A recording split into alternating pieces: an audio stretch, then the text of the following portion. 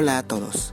Este sábado 20 de julio a la 1 de la tarde se va a llevar a cabo el partido entre los Chancas CIC y Comerciantes Unidos, correspondiente a la segunda fecha del torneo clausura de la Liga 1 Te Apuesto 2024.